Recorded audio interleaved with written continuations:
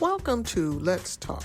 Here we will focus on the hustle, the juggle, and everyday struggle of small business, about their everyday struggles, stresses, and ways they have been able to overcome the challenges of running their business.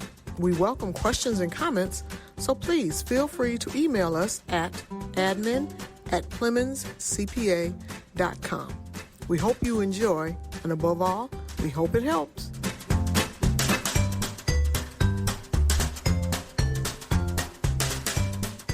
I've determined that communication and poor communication is probably the biggest problem in corporate America.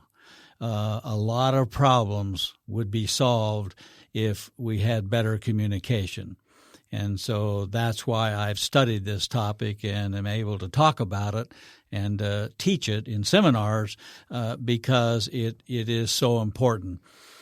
And it doesn't matter whether it's a large organization or a small organization, you need this highly effective communication.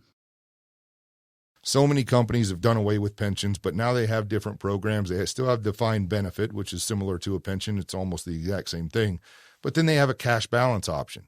But then they also have personally funded pensions, different things like contracts with an insurance company where they'll give you a lifetime payout, but it's not the burden of the business owner or the owner of the companies or the shareholders of the company. It's actually the responsibility of the insurance company. And the beauty behind that is, one, the insurance company is most likely a lot more solvent. The company that we mentioned earlier has been around since, I think, the 1890s. At the same time, it's not something that's going to be subject to a buyer. So whenever they come in there and they buy it out, they're going to have this massive liability of a defined benefit or a pension plan like they would in normal corporate America. They don't have that problem.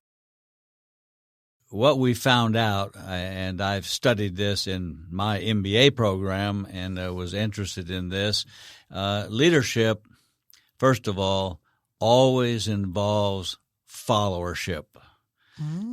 You're not really a leader unless you have followers. That's confusing, conflicting for some people. They say, well, leaders show initiative. Well, if you wake up and you decide to undertake a task or a job that needs to be done and you do it yourself, that's great initiative and that's appreciated by the organization, but it's not leadership. So, David, your thoughts about the HJS Academy and its impact with the legacy that you want to leave? Okay, you talk about a legacy. I got pinned down one day. And this nailed down or pinned down? Well, nailed down. And the question that I was asked was, when you're 90, hopefully I'm sitting on my front porch contemplating my life, what do you want to have achieved? And I've been asked the same question for years, and it's hard to answer, but the nuts and bolts of it is I want to help people. It's as simple as that, and the whole concept of this is to help people. I feel like we were put here on this earth to help each other. Mm-hmm. We're not out here, everybody on their own, at least in my opinion. I think we're here to support and help and teach and learn from each other, and this is just an opportunity for us to give back. A lot of personal problems affect work in the workplace. True. But the employer, once they find out, and this employee does say, well, I'm having problems with whatever the personal problem is, the employer cannot solve that problem. The employer can't give them more money. Employer can't fix their marital relations.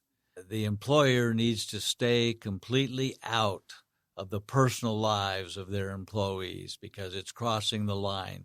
It's not in the employer-employee relationship. And as soon as you get involved on a personal basis, the employment relationship deteriorates.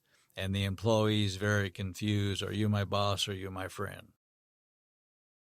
The surprising thing is, and I wrote something down, I'll read it to you. Every day we observe people being less productive than they could be. We see waste, inferior products, poor service, people chatting about matters that have little to do with their jobs. And yet sometimes we see the opposite. people applying themselves with enthusiastic effort, high output, and no waste. So in the world of business, we ask ourselves, well, why do some people have this excitement about doing a good job and other people could care less? Oftentimes, businesses are looking for maybe a solution to a particular challenge that they may be having. When I started with the SBDC, I was a CARES Act advisor, and a lot of businesses, they were having cash flow challenges, and they're looking for funding, maybe grant opportunities, as well as maybe they're having trouble finding talent. So we can do a lot of market research to help them identify where they can find resources and connect them with those resources. Another major problem I find is employers tend to put standard operating procedures in the handbook. What time do we open the store? How do you set the alarm and turn the alarm off and on? How do salesmen sell their products? And, those are things about how we do our business, and they're not really topics that should be in the employee handbook. I've had people come in to complain and say, I just wanted to tell you this, but I don't want anyone else to know. Don't take any action on this, and let's just keep it between you and me. Well, actually, the employer is obligated. If the employer knows or should have known that this behavior, inappropriate behavior, was occurring, they must, under the regulation, take it seriously, initiate an investigation, and take corrective action. It's not possible to keep it a secret. Early on, learning that Black artists didn't know how to price their work. I'm known for saying, put a 1 in the front or a 0 in the back. The choice is yours. But you have to teach your value, not your worth. You should know your worth, but you need to teach the public the value of your artwork. And that was a big challenge because they were scared. For more information about any of our guests, or if you have questions and comments, please email us at admin@PlemonsCPA.com.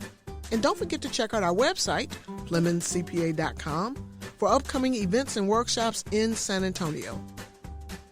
David B Plemons CPA Inc. is providing this podcast as a public service, but it is neither a legal interpretation nor a statement of David B Plemons CPA Inc. policy. Reference to any specific product or entity does not constitute an endorsement or recommendation by David B Plemons CPA Inc. The views expressed by guests are their own, and their appearance on the Hustle, Juggle, and Struggle of Small Business podcast does not imply an endorsement of them or their concepts or any entity they represent. Views and opinions expressed by David B Plemons CPA Inc. employees are those of the employees and do not necessarily reflect the views of David B Plemons CPA Inc. or any of its officials. You should always consult your own investment advisors, attorneys, and accountants before making any decisions concerning your financial matters. If you have any questions about this disclaimer, please contact our office.